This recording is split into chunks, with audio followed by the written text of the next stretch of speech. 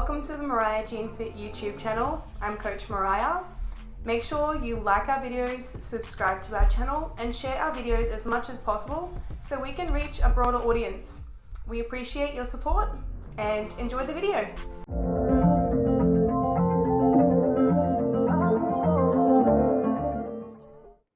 Hello and welcome to another vlog on YouTube and podcast on Spotify by the Fit Minds podcast. Coach Mariah here. Today I'm going to be tackling the topic of breaking past plateaus, specifically for sports performance and obviously for physique goals. Now, I'm going to talk about the idea that you may have experienced a plateau at some time in your life, maybe with the results that you are achieving. Maybe you've been assuming that your weight is showing that it's plateauing because you're not progressing with that. It will completely differ depending on numerous variables. But it is something that probably each one of us has experienced at some point in time, or maybe the assumption that we have plateaued with progress. Firstly, I'm going to discuss what hitting a plateau might look like, and perhaps then also falsely identifying plateaus based on your weight or your personal bias against yourself. So plateaus in progress can look like experiencing no changes in fat loss, no changes in body composition, or no progression in performance, muscle gain, strength, or endurance capabilities. But unfortunately, sometimes we can conclude that we have plateaued based on our body weight alone. So we can often see there is this assumption that if our weight has not changed from one week to the next, that we are not progressing. Or based on our own personal bias of what we see of our own physiques daily, or even making conclusions without considering all factors in play. So often jumping to conclusions, making assumptions based on what we see daily in the mirror, but not actually making comparisons long term and not chatting to somebody else about the progress that you might not be seeing, but somebody else can. An example of a perceived plateau might look like staying the same body weight for, say, 4 weeks in a row. Most may panic by the second or third week, and most will make drastic changes to their diet if they don't have a coach as a result of experiencing weight plateaus. So you'll often see that if somebody isn't dropping in body weight, they'll then think that they have to decrease their calories, or that they have to, increase their exercise, or they might have to push harder or do more cardio, etc. Or they may, binge diet and binge eat, and then you kind of end up in this cycle.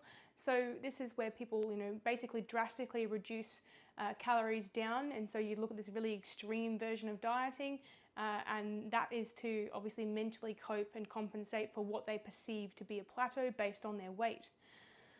So perhaps it might even look like monitoring weight daily and then seeing that there is no downward trend for a couple of days, then making again drastic nutrition or exercise protocol changes to compensate.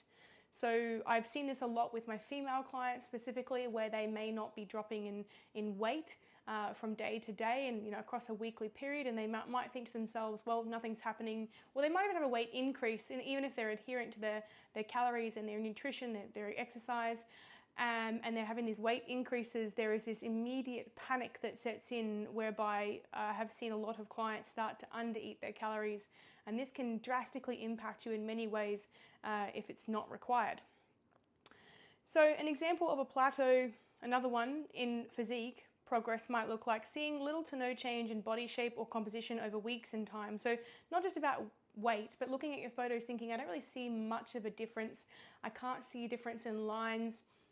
This is why it's important to take photos in the same position, place, and certainly obviously with very similar lighting, from week to week or fortnight to fortnight or month to month, because you want to have something where you could have a direct comparison that is basically as comparable as possible. You don't want to have too many variables in play there.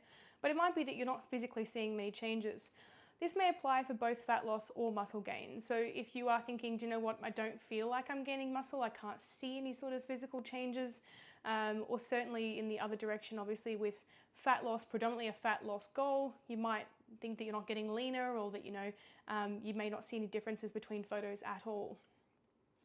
Some may also experience plateaus in strength in the gym, endurance capabilities, or performance in a group or team-based sport or exercise. So, this doesn't just apply for fat loss clients and muscle gain clients and, even general population. It also applies for people who might be playing team sports, wanting to improve their vertical jump maybe, wanting to improve their sprint, possibly wanting to improve maybe a beep test time. And this might look like plateaus in performance for literally any performance marker you could think of in sport. For the purpose of progress, this may look like weeks or months on end with little to no success in a chosen goal or endeavour. So obviously with most sports we have goals. Even if you're in a team sport, you're going to have to contribute towards that team, and there is going to be specific training required for that sport. So it might look like having those markers there, but maybe missing them and not hitting them as regularly as you would want to. So before discussing the potential for justifiable cause of plateaus, it must first be considered when a plateau may not actually be a plateau. Weight plateaus seem to be the most commonly and most misconstrued halt to your progress. So whereby a lot of people just simply assume that my weight isn't changing, therefore I'm not changing. A major consideration mostly women seem to look past is the understanding of the standard fluid-related weight fluctuations experienced across their monthly menstrual cycle.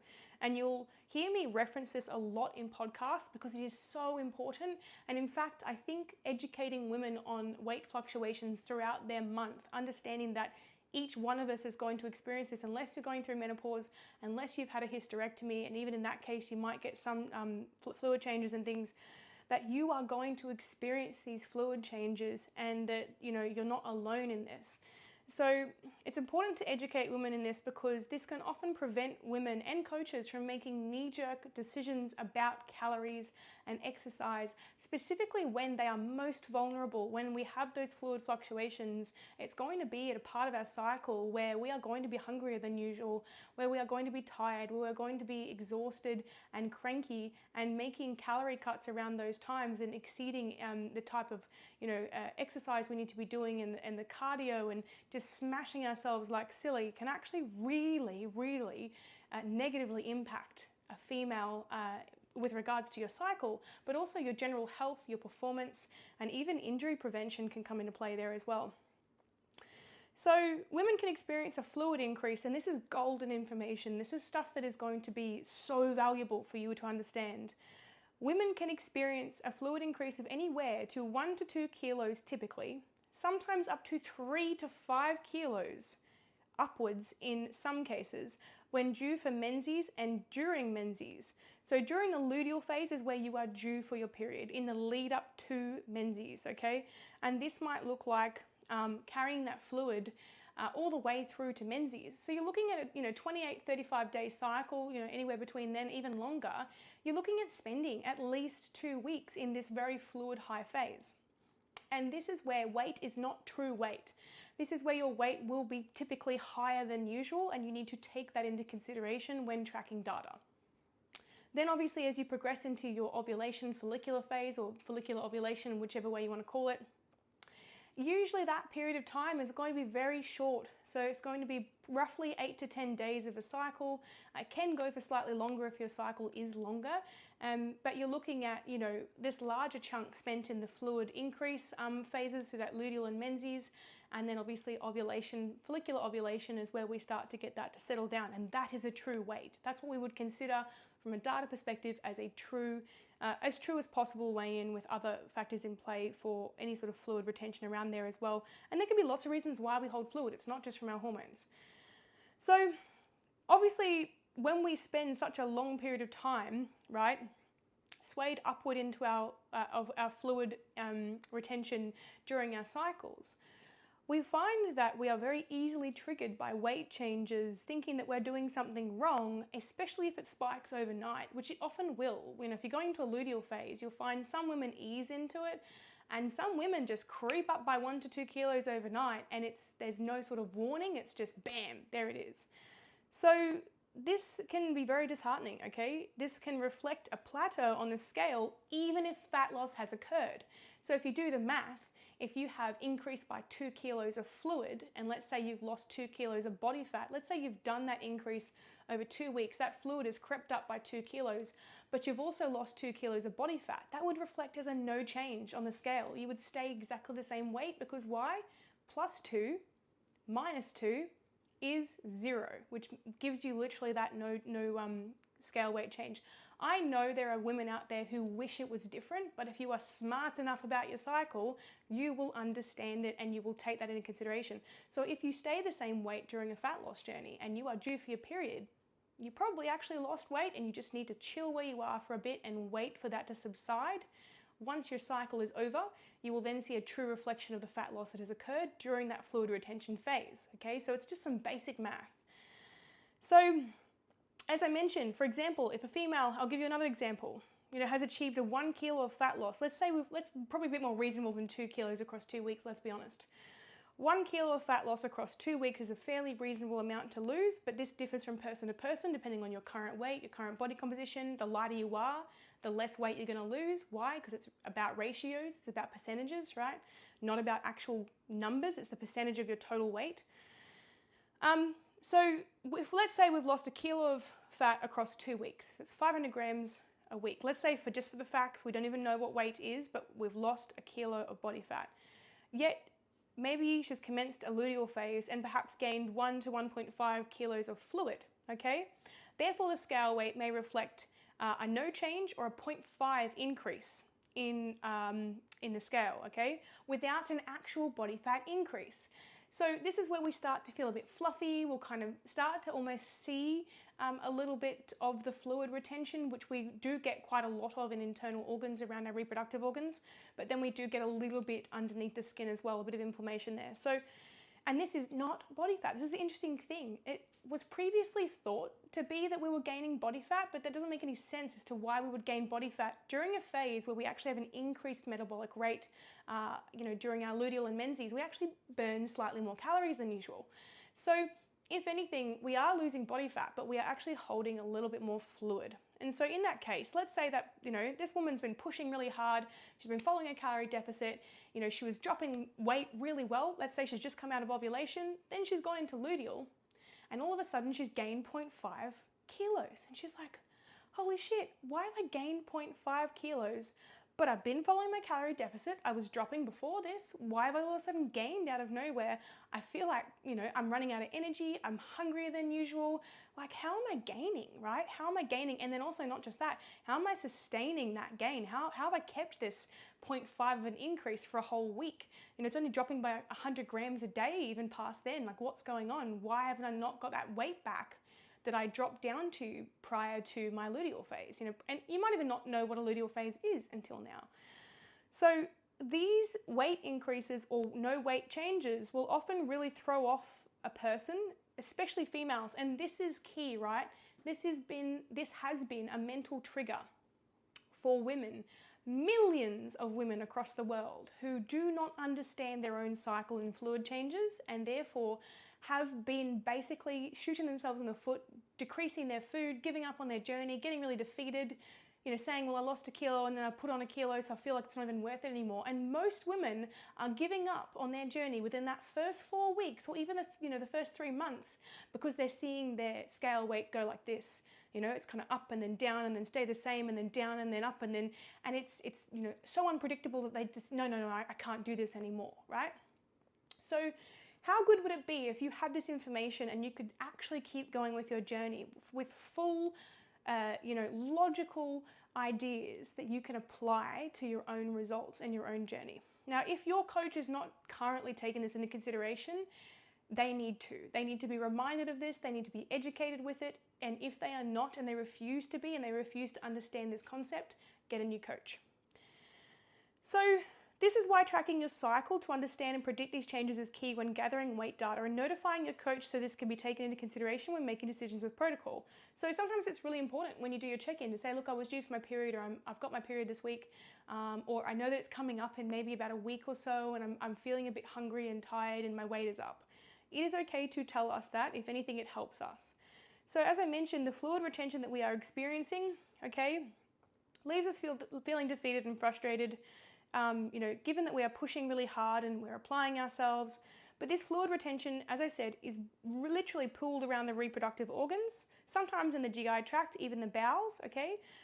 We notice that we have more issues with bowel function around the time of our cycle. This is just a lot of it's related to inflammatory responses, especially from these change in hormones, and certainly, obviously, the swelling of the uterus, etc. But even so, we'll find with people with chronic illnesses and diseases will have a worse time of this. So it is just literally because our bowels are very close to our uterus, and so they often are a little bit too connected in the sense of, the inflammation then passing on to other areas. So obviously then we have the small amount underneath the skin, which makes us feel fluffy. So, around the time of month that you are due, you're going to also be quite vulnerable emotionally and mentally. So this is sometimes why this time of the month can be very challenging for somebody who's going through a fitness journey. Now, it's why tracking your cycle is so important. Understanding and predicting these changes is key when gathering weight data, okay? Because it is weight data, it's not weight fact, and also it's not body fat loss fact. And notifying your coach is so important because there is transparency between the two of you, and that's part of how we can make a decision moving forward is what we need to do.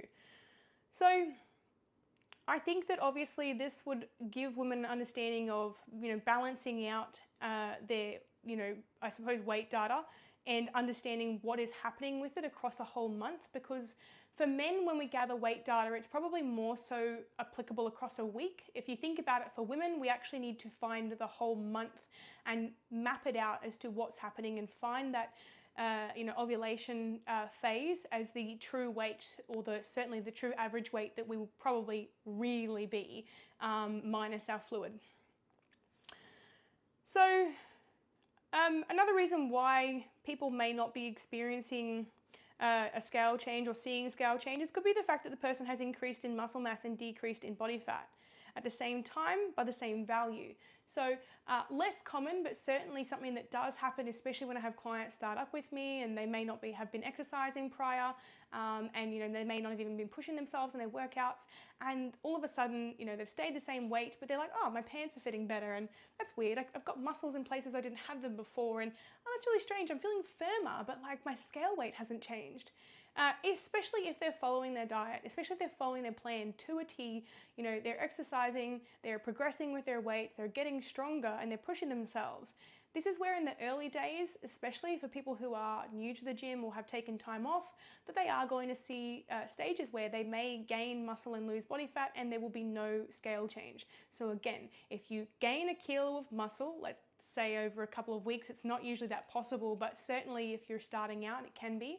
If you gain that lean kilo of muscle to support the exercise that you're doing, this is the adaptation of the body, is the body is trying to help you do what you're doing to actually support strength training. So if we were to gain a kilo of muscle, that's +1. If you were to lose a kilo of body fat, that's -1, and then that would take you to the same weight. So again, this is partially why we do get some frustration in the beginning.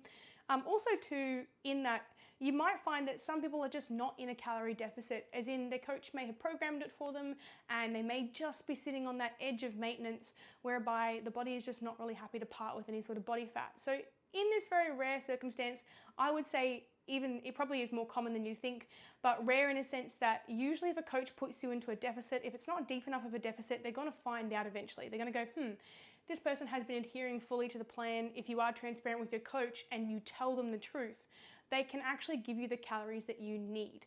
So it might be that deficit that was calculated for you, maybe your genetics just don't allow for you to lose body fat there, and you might need to push a little bit lower. But that's only in some cases, and only in the case if you have been following the exact calories and macros you've been given and the exact exercise and energy output. So there is a case of where you could possibly not be in a calorie deficit, and this is obviously going to apply if it's your particular genetics, your particular metabolic rate might not be as responsive to the calorie deficit calculated for you. So, as mentioned, it's not a bad thing to gain muscle. Like obviously in the start of a journey is, your body's going to need to do that to support the type of training that you're doing.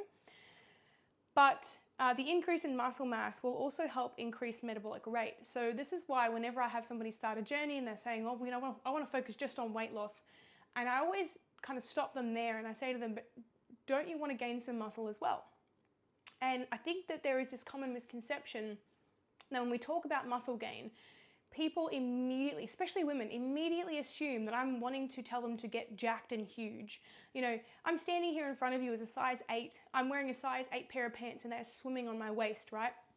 And I have a lot of muscle for a little girl. You know, technically, I probably look quite muscly in videos and pictures, but I'm actually quite small, I suppose, stature-wise in person. My waist is very small, you know, and I actually can burn a lot of body fat. You know, I'm eating 3,000 calories a day at the moment. I'm not really doing many steps. I don't really have to. I put a lot of effort into my training, right? The reason why people with a higher muscle mass, so more dense in muscle mass than they are in body fat, right, are going to burn more energy is because per kilo of muscle mass, we actually burn just a little bit more energy a day, right? So without even having to try. This is a wonderful thing about having additional muscle mass is that it will increase our metabolic rate. And so it's not a bad thing. In the beginning of your journey, if you're gaining a little bit of muscle and you're getting disheartened because your weight isn't changing very much, just remember that this is kind of setting yourself up for being a fat burning machine as you progress. It is a good thing to have more muscle. No matter what you end up doing with that muscle, it's going to burn more. So,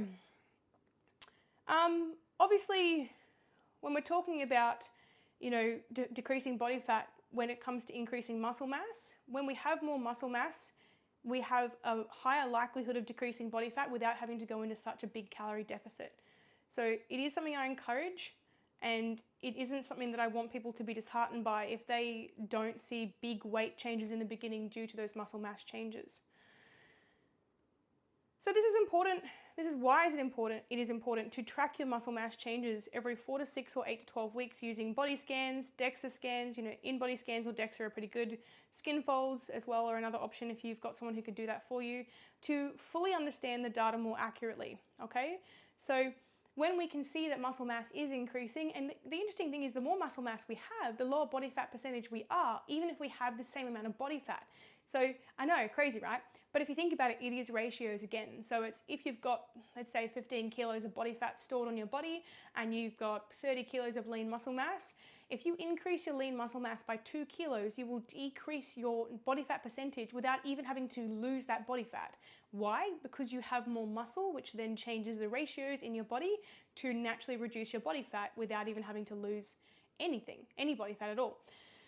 And this is also the reason why a person with lots of muscle mass can look quite lean. They might still have 20 kgs of body fat spread across their body, but if they've got lots and lots of muscle to basically spread that fat out, you actually end up seeing more definition because it naturally, obviously is those ratios, but it's literally because there's more muscle to push the fat out. So it's an interesting concept, but more muscle is never a bad thing. And especially if you're natural, if you're not on sort of any exogenous hormones, the more muscle you can get as a natural person, I honestly believe the better, because you're going to see the advantages from your metabolic rate, you're going to see the advantages from your conditioning, you're going to be able to look leaner even if you sustain a little bit more body fat than the average person, and also you're going to be in a position where your physique is going to look a little bit more favorable. Broader shoulders can make your waist look smaller, broader legs can make your waist look smaller. This is why bodybuilding and gaining muscle is something that we should encourage across the board, and it is a very wonderful thing for people to experience and to slowly let go of this idea that just weight loss alone is the goal. So obviously tracking your muscle gain through scans or skin folds is amazing, because then you can see progress that you might not be seeing on the scale and that you might need some reassurance for. Some further reasons someone may experience a weight plateau for days on end could be contributed to by the following variables. Fluid retention or inflammation, from heavy training, dehydration, lack of sleep, sickness, lack of physical activity. That can be the pooling of glycogen that we're not using. Certain medications, or even excess leftover food in the GI tract, especially if a person is having difficulty with regular toilet habits. So yes, if you haven't been to the toilet properly for a couple of days, poop does weigh something. Like, I know people probably don't realize this, but if your weight has spiked up and you haven't gone to the toilet today or yesterday, you can guarantee it's that leftover stuff in your stomach, because when it comes out, it doesn't weigh nothing. It has to actually weigh something. Everything you put in your mouth and everything that is currently inside your body has to weigh something, including the glass of water that you drink. That's going to weigh something as well. So we have this point where, there is a homeostasis with our empty bowels and we're dry in the morning. There is that point where we are pretty much going to be a true weight in our ovulation for women. But then we're going to have fluctuations and changes based on some factors that might include inflammation from lots of different reasons. And this is why you should never panic with a weight fluctuation ever, for any reason. Especially if it's overnight, and obviously, if you're finding that you're doing everything right, and even if you aren't, you still don't need to panic. There's no need to panic or knee jerk. So, another reason why someone may experience a physical plateau in body composition is simply because they are looking at themselves daily, okay? And they may not have taken the time to consider comparing what they currently look like from where they began. So this is a common issue with body dysmorphia, and something I see quite a lot in bodybuilding and comp prep is basically they have what one of my clients called fat goggles on the other day, which I think is an awful way to talk about yourself, but it's true. They see themselves in a way that isn't actually the way they look. And unfortunately, this does get a lot of very extremely driven people and athletes where they just don't see that they are actually quite slim or certainly quite lean. So in this case, obviously, this is why it's important to compare the start photos always from where you currently are to your start photos, because that shows progression over time, not from week to week, because unfortunately, there's not going to be a lot of change from week to week. This is fairly common, as I said, for the overachiever, and can be very difficult for the average person to see changes if they are looking at themselves constantly. Usually they may find that their pants are fitting them better or comfortably, they're more loose before they actually physically see changes in the mirror. So this is typically the person who might lose 5 or 6 kilos on the scale and look in the mirror and go, I don't actually see any change. It's weird. How have I lost? Maybe this is just fluid. Maybe I've just lost fluid, There's a very dismissive way of basically saying, I haven't really progressed, but it is usually because they're so hard on themselves and they don't compare to the start photos. So this is why it's important to take, as I said, pictures in the same light, same time of day, each week or fortnight, to compare photos taken at the start of one's journey to remove personal bias from skewing the perspective of progress. So personal bias is a big one, and unfortunately something that we come across quite a lot as coaches. We can, however, experience weight plateaus or lagging body fat loss for plausible and logical reasons. So the major reason that we might experience body fat loss stalling is simply due to the fact that we are not eating in a calorie deficit. So aside from maybe not even having a calorie deficit properly set for you, where you are actually in one, there is also the error of it's it's not the calorie deficit, it's not, your monthlies, it's not, maybe I've got more fluid because the moon is in retrograde. It's literally because you have not been following your plan, you haven't been following calories, you've been eating extra nibbles of things here and there, you've been drinking a juice and not even thinking about how many calories are in it, you've been having wine on the weekends and just really going, I'll get back to it on Monday. But to the point where you have basically been disrespecting your whole journey and just not giving a shit about it. Or certainly maybe making very easy mistakes, such as adding butter to your toast and not thinking about how much that would add in calories, adding oil to things is a killer as well, having a handful of nuts and not counting how many you've got, because you do need to do that to focus on your portions, and understanding that being in a calorie deficit is a very purposeful thing. Calorie deficit should go hand in hand with either calculating a meal plan or being pretty precise with your portions for meals. So obviously this simply requires a person's daily food or energy intake or an energy value, right? So what you're eating and the energy value of that, which is honestly so different and complex for each food item. So I can't tell you what that is currently because how long's a piece of string? How long have we got? But basically the food that you eat needs to equate. So the energy value of the food that you eat needs to equate to a lesser value, lower, than the energy that you expend from your body daily. So it's roughly 10 to 20%. Some people require a slightly deeper deficit, but it is roughly 10 to 20% from your maintenance level. So the amount of energy that you're expending for the day, naturally. You don't want to match it with the amount of food, right? Because then you're just kind of staying where you are and matching your energy intake. But you want to get yourself to a point, and I'm doing this in the vlog, physically so you can see it. Your calorie deficit needs to get you so that you are 10 to 20% lower from what you're eating, needs to be 10 to 20% lower in energy value than what your energy output is for the day. Why? Because that little gap there allows us to burn a bit of body fat. Yeah, it allows the body to access body fat as the additional food that you haven't eaten. So now this makes sense, right? We're trying to force our bodies to use body fat as fuel. Now, this is very individual for everybody. You know, the energy expenditure is inclusive of all movement daily, including breathing, walking, standing, exercising, basically anything that requires a heartbeat to function, okay? This exact daily energy expenditure number, and it will vary though from day to day depending on what you're doing, is determined by numerous factors, including resting metabolic rate, which is the largest determining factor of your total daily energy expenditure. So this is this number, resting metabolic rate, is determined by height, age, weight, genetics, and sex. Okay. Non-exercise activity thermogenesis is the other part, which is basically standing, walking, fidgeting, stuff that we don't really think about that we're doing. If we were to lay down all day, that's our resting metabolic rate. That's us at rest, okay? Determined by our whole body's makeup, basically. The non-exercise activity thermogenesis, so non-exercise activity, is standing, walking, fidgeting. It's the movement. It's when we start to actually get up and do stuff that isn't actually purposeful exercise. It's very important to understand that.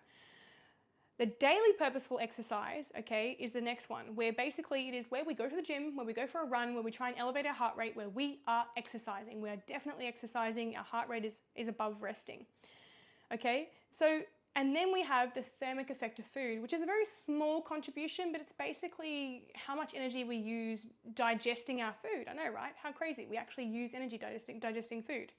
So, that's what sums up our energy, the energy output for the day, the energy that we're putting out into the universe, okay? Not the actual weird hocus pocus energy. I'm talking like physical heat energy. And there is also muscle energy, but it is mostly heat energy. So logically, this points to the idea that it's actually quite easy to overconsume your calories. Like if you think about it, it's probably going to be pretty easy to eat, just a couple extra 100 calories. It is. Into your maintenance level or your surplus level for literally any individual. Even if it is assumed that you might be in a calorie deficit, it is required to either track your calories, have a plan, a meal plan, or certainly focus on portions, as I mentioned earlier, to ensure that you are indeed eating in a calorie deficit. You need to hold yourself accountable or get someone else to hold you accountable. And if you need somebody to hold you accountable every single day and hold your hand every single day, you probably need to work on some self-accountability. You have to come to the party with some of that in order to get to a goal. So, metabolic adaptation is another reason, a major reason for experiencing body fat loss plateaus. Not as common, but certainly something we do see, whereby we can also see plateaus in muscle gain goals as well due to metabolic adaptation. This is usually due to the case that the human body adapts to a particular stimulus after a certain amount of time, okay?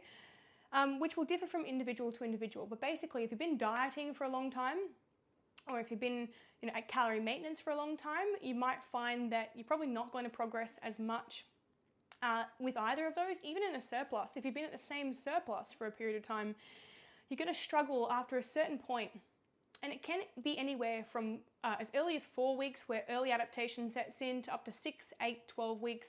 It can go on a little bit longer for some people, but this is where basically, and I'll describe this, in the way of dieting.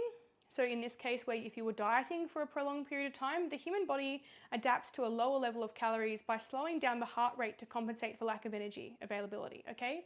So if we're out in the wild for 12, 13 weeks, 14 weeks, and we weren't getting enough food to support the energy that we were putting out for the day, don't you think that we would have a little inbuilt, system to go, I'm not getting as much food.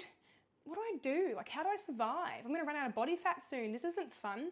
So we have our own little inbuilt system, which basically is just our heart rate going, okay, guys, I'm going on a smoko. I'm going on a break. See ya.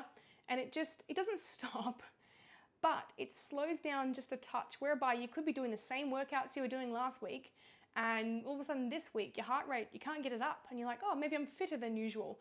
In some cases, yes, fitness increases can see that your heart rate won't be as high in workouts because you've just gotten fitter. That's exciting. Your VO2 max is better. But in the cases where you've been dieting for a prolonged period of time and you feel like you've just hit this massive wall, it's like, oh, hold on, maybe you have metabolic adaptation. Maybe you need a diet break. Maybe you need to almost trick your heart into thinking, it's okay, mate, we've got some food, you're all good to go. That way, we don't then basically experience, plateaus at an actual calorie deficit level where your body is simply just trying to preserve energy, okay? So this will often see that a person is unable to expend as much energy. So if your heart rate decreases, you literally, if your body is slowing down a little bit, no matter how much you push, you actually find you can't. This is the whole reason. It's trying to stop you from doing that. So this is where, you're not able to expend as much energy as you were previously. And obviously, as I said, there are considerations for fitness levels, but if you know that you've been dieting for, even if it's like around 8 weeks, 12 weeks even, sometimes it can happen at 6 weeks as well. As I said, it's different from person to person, depends on how heavily you're dieting. But this is where, we actually have this reduction in even capability to expend more energy. So this is reliant on something called energy availability, and it is this inbuilt system we have in the body that, it's like a little alarm that goes off to say, look, I don't have enough to work with, I'm going to just take it easy.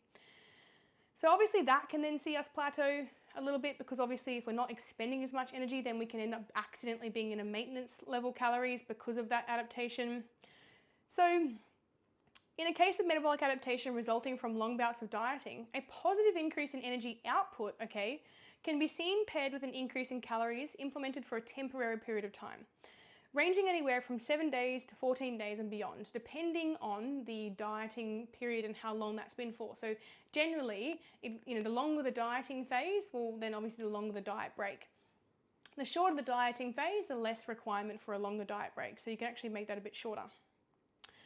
This duration of what we call a diet break is dependent and relative to obviously each person as well. So, if you, for example, actually the duration is dependent on how long you've been dieting for, but the amount of calories is dependent on the person, because it will differ from person to person as to what that person's maintenance calories might be. And generally it is just taking the person up to their maintenance calories.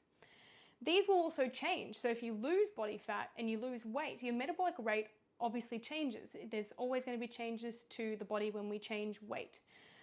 So this can obviously then change what a person's maintenance is, and can also change what their deficit is. This is interesting. So when we lose weight, we can actually then require more of a deficit, because we have sometimes a reduced metabolic rate by just a little bit. If it's a lot of fat loss, then you will actually have a reduced metabolic rate by quite a bit, because your total weight, the heavier you weigh, will actually increase your metabolic rate naturally. Why? Because it's like carrying around a 10-kilo backpack, right? So you're going to end up burning more energy with that 10-kilo backpack on than if you would have it off. So it's really important to understand that as well. This is why plateaus are not super simple to sort out, and this is why coaches are fantastic, because they can spot these things. So obviously post-diet break, we can then return to a calorie deficit from this point, and it should be something that's recalculated using the person's new body weight or composition, because you can have increases in muscle mass that can change metabolic rate as well. And then obviously you can proceed from there with the dieting. This is why it is exceedingly important to work with a professional when understanding how to progress beyond plateaus for any given scenario, as they'll usually be well versed and have experience with the individual situations for each client depending on differing factors. It might be assumed that exercise contributes greatly to ensuring that fat loss is facilitated. This is a big one, okay? However, exercise actually contributes a rather small portion of the total daily energy expenditure, and it can be deceiving to assume that numerous hours of exercise can effectively facilitate that larger fat loss without an accurate calorie deficit in place. So for everybody who's going to the gym and running 3 hours on the treadmill to make up for the binge eating episode that they may have had the previous evening, stop doing that, okay? Because I can guarantee you it's only going to stress your body out to a point where you're probably not going to want to go back to the gym the next day. And also to the extent where you have no idea that the impact of nutrition on your goals is so much more amplified than the impact of exercise on your energy output. So key to understand that. In some cases, exercise can contribute a larger amount of total energy expenditure, but usually only for those who are training at elite athlete levels, okay? So, it can go from being maybe 10 to 15% of your daily energy expenditure, that doesn't seem like a lot, does it? To then upwards of 20, 30, maybe even 40% for athletes who are training at, really high levels of exercise. But that's a very small percentage of the population. So, and even in that case, they would usually be compensating with matching more calories to fuel those workouts. Therefore, exercise should not be used as a compensation tool for overconsumption of total calories, as this can often lead to further frustration with very little impact.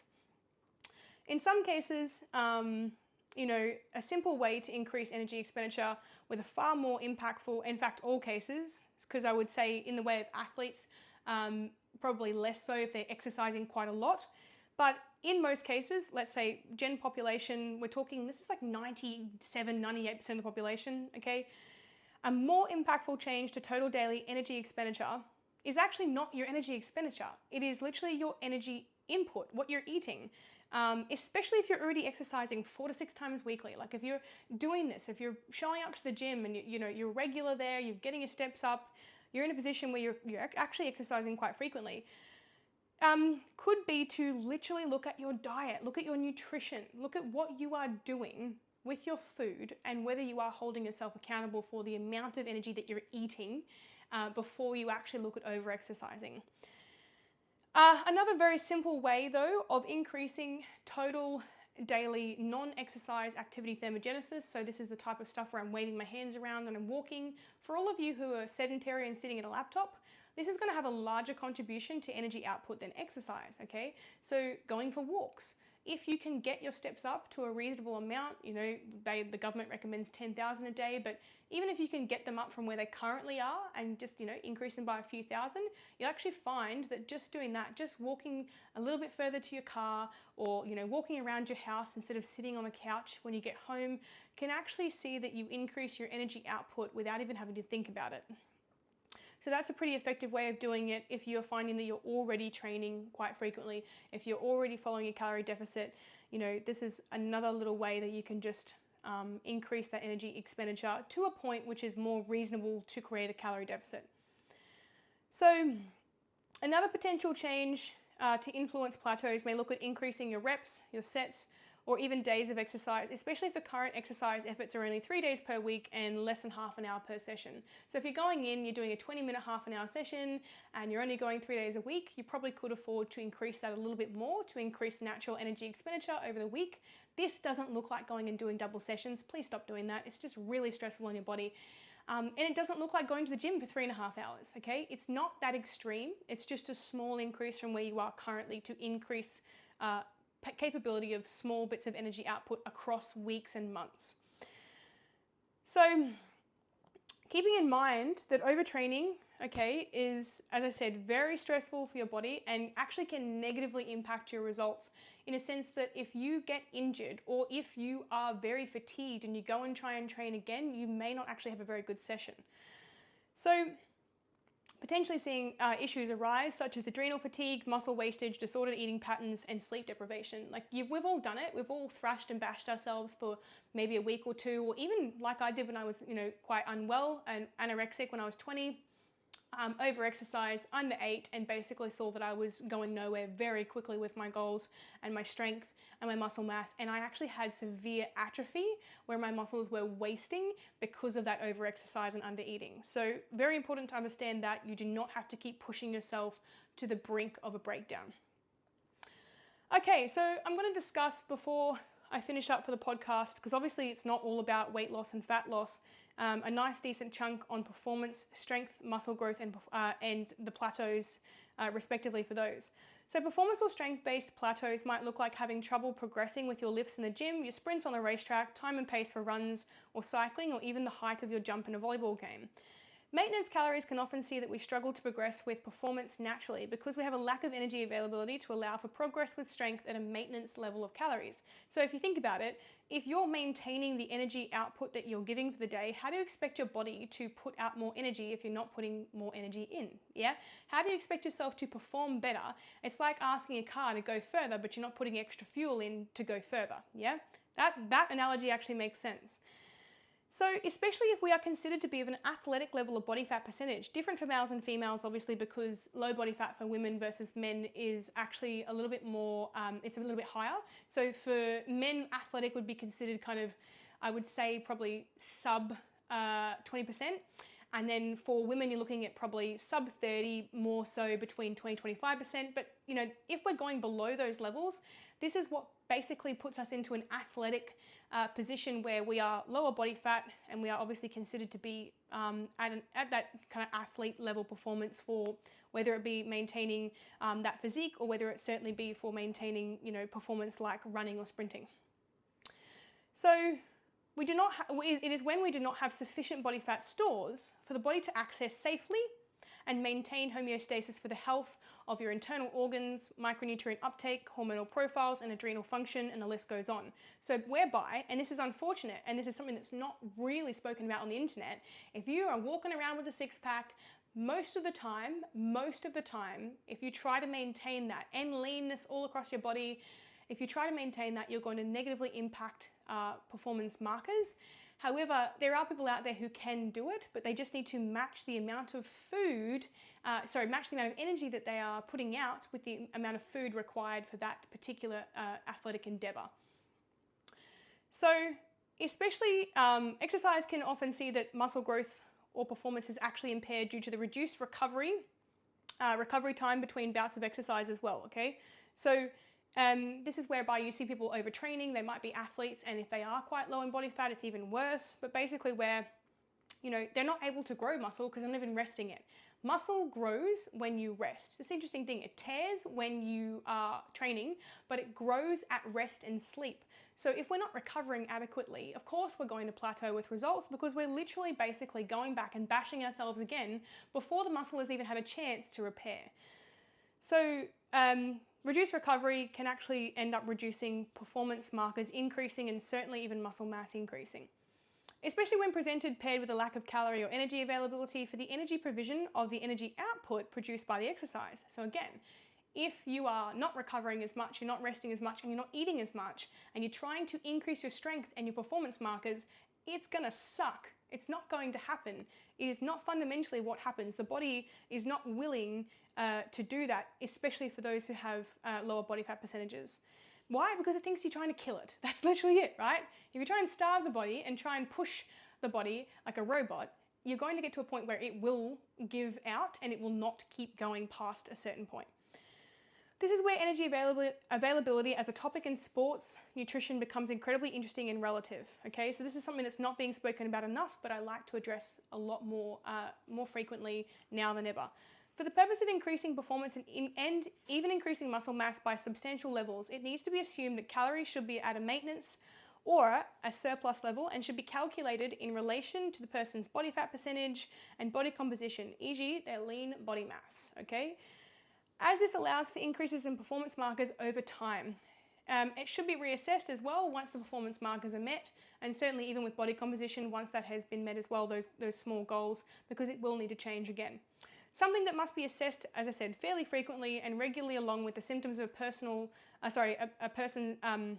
an athlete may be experiencing, such as fatigue, loss of concentration, persistent injuries, and even symptoms such as loss of libido or anxiety or depression. So if you've got athletes, or if it's yourself, if you're quite sporty, you go to the gym quite regularly and you're experiencing these types of symptoms, and your performance markers are not increasing, it might be that you need to have your calories assessed, certainly your exercise program assessed as to whether it's actually still matched to where you want to go, and certainly to be able to have a balanced lifestyle. If you currently have an irregular menstrual cycle and you're thinking, how do I impact this? How do I change this? How do I get back to that point where I have a regular menstrual cycle?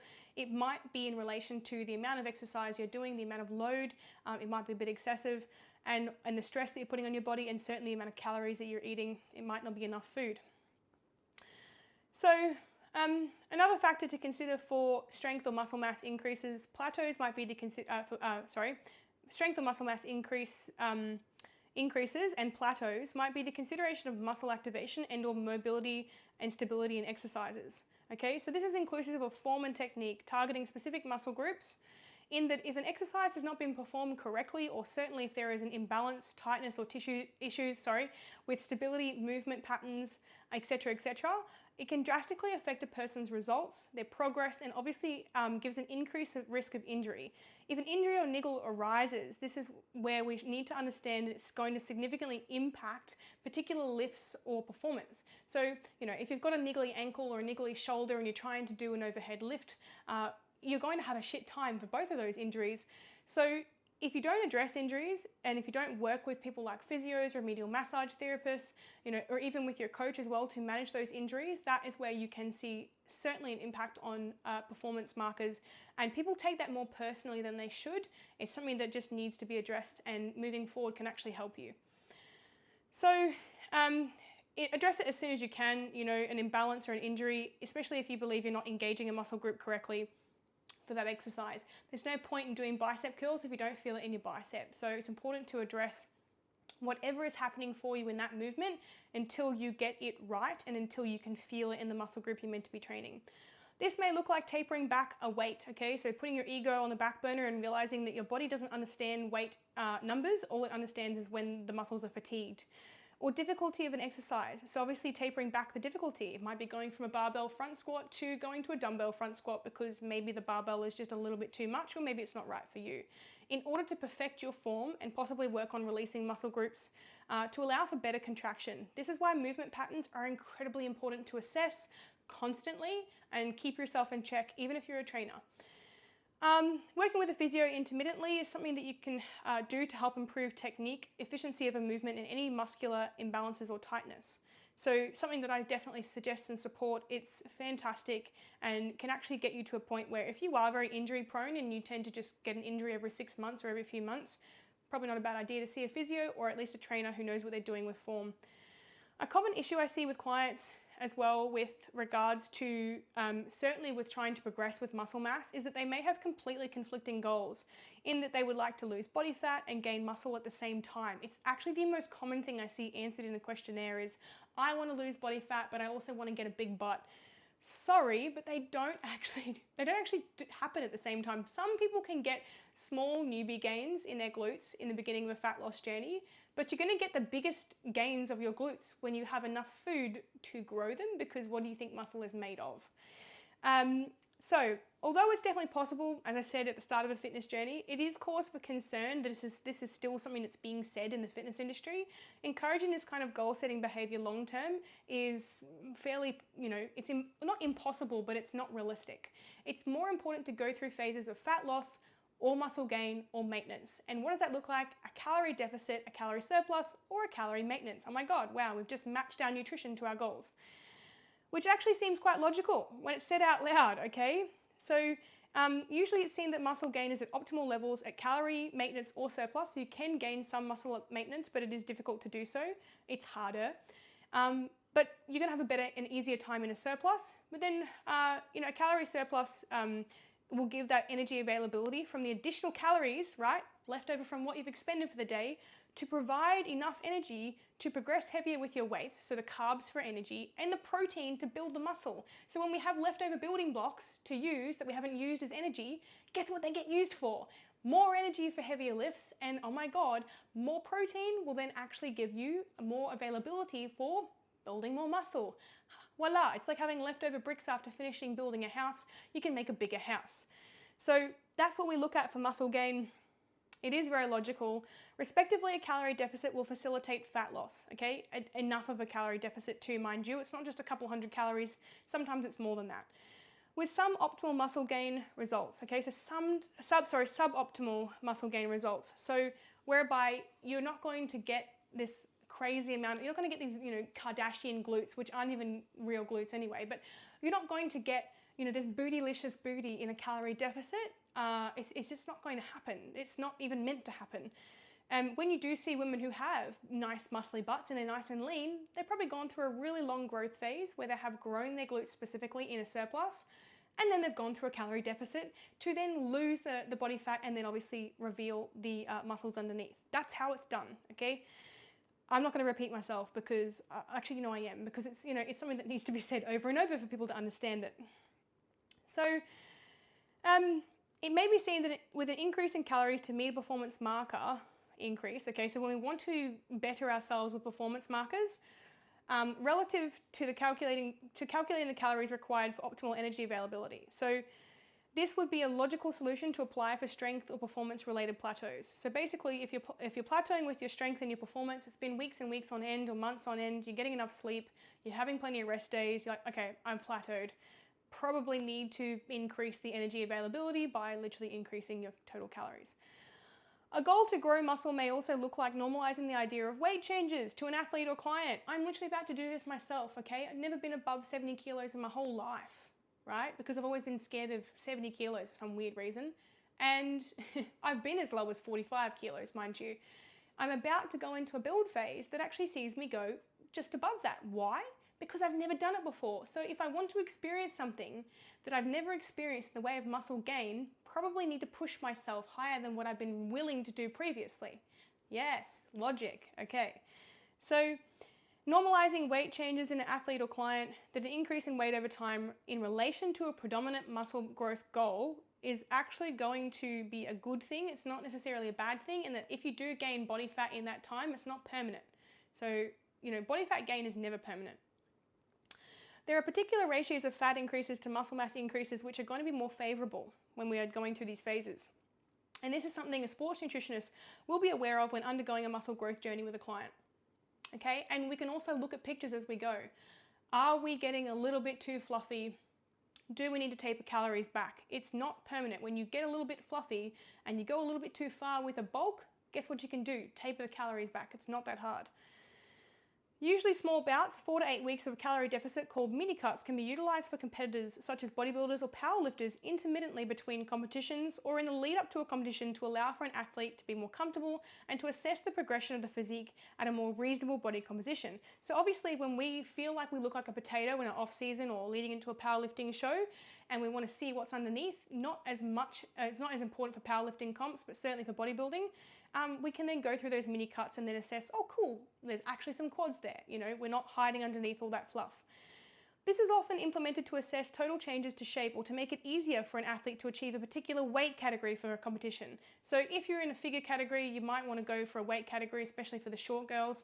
But in powerlifting, they obviously have to make weight categories. And so in these cases, it might be a little bit easier. So then you're not having to drastically diet or even do silly things like, depletion or even trying to cut water, which is something that we need to stop doing, especially with MMA fighters and powerlifters, because it's actually causing unnecessary deaths. So, the method of allowing for weight increases for particular durations and weight decreases for particular times and certainly phases can allow an athlete to have a better time mentally and physically with the experiences. So saying, look, we're going to spend 3 months in a surplus, then we're going to do 6 to 8 weeks of a deficit to mini cut. We'll see where we're at for how long we need to go. We'll go back to maintenance, and then we might go back into a surplus, or if you're going into a show, then you go into a straight deficit. So discussing this with your coach can be really handy, because then obviously you've got allocated times. You don't feel like it's just going on forever and ever, okay? It also allows for the coach to compare between obviously compositions from previous shows, etc. as well, but to also be more prepared to make it in time for a show weight. So being prepared is a really good thing. And having allocated times for cut down periods and things like that is very important. You can apply this to general population as well. You can go through a growth phase and then a cut phase and a maintenance phase. Nothing's stopping you from doing that. However, attention should also be paid to recovery measures in that the athlete is achieving enough sleep, recovery days, they're not over-exercising, they're getting enough water daily, micronutrient intake as well, which will all have an influence on performance markers to a certain degree, but of course overall general health, immune function, and obviously preventing things like sickness, bone breaks, the list goes on. Deload weeks for performance and or muscle growth should be implemented fairly frequently, anywhere from every 4 to 6 weeks or 8 to 12 weeks, depending on the client's response to stimulus and how long they've been training for, okay? This would look like reducing exercise stress and subsequently reducing fatigue. To allow for increased recovery and less impact on the central nervous system, it's a common misconception that implementing time off or stepping back from training can negatively impact a person's results or progression. If anything, taking time off can be incredible for progression because you're actually reducing the inflammation on the body, the stress on the body, you're giving the body a chance to heal, and a week off training is actually not enough to see a significant decrease in performance markers. I often and have been doing lately is every 3 or 4 months taking a whole week off training, and I've often found I come back stronger and I feel better and actually want to be at the gym.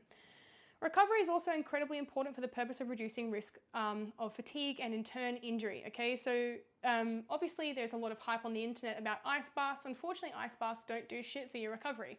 And it's funny because it's mostly people who aren't qualified in nutrition or certainly maybe even complex fitness protocol that are even going to understand why ice baths just don't work for recovery. They obviously stop blood flow, so it's not an essential process for healing. If anything, you probably should be applying a bit of heat. Things like saunas, and certainly getting yourself in a position where you might have a float tank where you've got direct Epsom salts coming into the skin, and that's because magnesium is fantastic for muscle fatigue. Unfortunately, ice baths are probably just going to give you really sore bones. Obviously, it is a bit of a shock to the system. It's not a bad way to wake up in the morning, starting your morning nice and cold showers. I don't do it. I'm not a cold shower morning person, but I certainly do like going for float tanks. I'm not a sauna person either because it's just too hot for me in there. So some people do like saunas, and that can help out a little bit with recovery. Not as much as what you think it does, but remedial massage can also give a very similar effect in that it is bringing blood to the surface. So that's what you want to do, is you want to bring blood to the surface or to the muscles to help recover those muscle groups. And often when we are really tight in certain areas, we can actually end up restricting the blood flow to those areas, and unfortunately then recovery does suffer. However, obviously for someone who's been engaging in exercise continuously for a very long time in the way of months and years, implementing those deload weeks can actually really positively impact all exercise progress and recovery. So, it's not something that you necessarily need to do in the start of your fitness journey, but certainly as time goes on, you will start to feel quite fatigued. It's not really a very well-known thing that people would just continuously train for years on end, but when we are talking with athletes and people who are doing that, we need to take into consideration that it's okay to take a week off training. In fact, it's going to be benefiting you if anything. This is especially prevalent for clients or athletes who are engaging in a calorie deficit, okay, as this is an additional stress on the body. So if you are training quite frequently and it's for weeks and months on end and you're in a calorie deficit, you might not be able to take a whole week off training due to the fact that, you might be preparing for a show and you might need to be expending enough energy to get through that week, but it might look like reducing your weights down to 60 to 70% of what you were doing the previous week in the way of reps or weight. So it is just taking it easy for a week. In fact, it is common practice to reduce exercise stimulus and subsequent fatigue in the week leading up to competitions, okay, such as a bodybuilding show, powerlifting competitions, running events, boxing, MMA, even triathlons. This is also done in an endeavor to preserve the precious muscle glycogen carbohydrate stores for the purpose of performance of the event. You don't want to use all your fuel and your juice if you're, trying to be ready for a big event. You want to make sure that you are recharged and that you are, basically juiced up with your carbohydrates ready to go. So, common problem you see with athletes is they were training the day prior to their show, or they were, smashing themselves silly the week of a bodybuilding show. And unfortunately, this can actually bring a little bit of inflammation and stress to the body and certainly have them in a position where they're fatigued for the show, which is not a good idea. A relaxed body is a good looking body. As Joey Cantlin says, I'm going to quote him in my vlog because he's a fantastic coach, a relaxed body is a good looking body. So, finally, another reason for plateaus in strength or performance is that they're simply due to physiological or mental causes, okay? An athlete, and this is more in sports psychology, but an athlete or client may be playing it safe with weights or their training, okay? So possibly due to self-doubt, reaching a point of comfort or complacency, or simply because they're afraid of getting too jacked. Oh, and it's still really funny. Like every time someone says to me, I don't want to go heavier with my weights because I'm scared I'm going to get shoulders as big as my coach's, I simply say to them, please try. Like, please attempt to get shoulders as big as mine. I dare you. Look, I'm probably pretty much as big as it gets naturally as a female. There are slightly bigger females than me, but as I said in this podcast, I'm about a size 8 to 10. I'm actually not that big, okay? And it's not going to make you get bigger by increasing your weights. If anything, it's going to do the thing that you actually wanted, which is firm up the muscles that you want to see that definition underneath your skin. So, But playing it safe also may be literally just psychological. It could be that they don't believe in themselves. They also don't think they're strong enough. They're scared. There's a few other reasons why we can unfortunately plateau with results, and that's up to you. It's literally up to trying, having a spotter with you, certainly attempting a slightly heavier weight for maybe a couple more reps, or actually trying the extra reps first, and then it might be then attempting the heavier weight and seeing if you can make your rep range. But in most cases, in exercises that support your back, pretty safe exercises that aren't kind of high risk, you're not going to have as much of a bad time with trying for those PBs. So, but yeah, certainly there is that psychological factor which is often overlooked. This is why sometimes having a coach can help for accountability purposes, and certainly to decipher when a client may be self-sabotaging, coasting, being complacent, or holding themselves back from progressing. And obviously we tend to do less when someone isn't watching. It's really weird, but I think that's just kind of part and parcel of being human. It's kind of like a laziness. It's like, just go in, do the weights I've always done for 6 weeks. And especially for women, far more common than men. Women are lifting lighter than they need to be, and men are always lifting heavier than they need to be. So to finish up, there are many reasons why we can experience weight, fat loss, strength, muscle mass, and performance plateaus. It is important not to assume any given singular reason as to why you may be experiencing a plateau, or that you are even experiencing one at all, okay? Make sure that you consult your coach before making assumptions and drastic changes to your diet or exercise regime. Sometimes it takes a little bit of tweaking, but it's important to assess that you are in fact progressing sustainably, safely, and effectively towards your goal. As I've said, in coaching, progress is not linear, okay? So you don't get to do a big straight line. It's gonna go like this for lots of different reasons. You're gonna go up and down in weight. You're gonna go up and down in your strength. You're gonna go up and down with life challenges as well. Progress is never linear. It is not a straight line. Never expect it to be. It's important to hold yourself accountable for any sort of discrepancies that you may have contributed towards following or not following the plan, okay? Please stop pointing the finger at everybody else. If you haven't been following your calories, your macros, your meal plan, or even your portions, if you have literally just been eating like a toddler, I mean, I'm sure we've all done it, but then don't look at every other reason under the sun as to why you may not be progressing with your fat loss, your muscle gain, your strength, your performance. This is possibly the most important factor of this entire vlog to remember in this process. If you have indeed fully adhered to the plan, this is where you can start to dive a little bit deeper into exactly what may need to change moving forward to allow you to continue to progress towards your goals. Don't give up. It doesn't get you any closer to where you want to be. Okay, that's it from me. Looking forward to doing another vlog for you soon. Thanks a lot. Bye.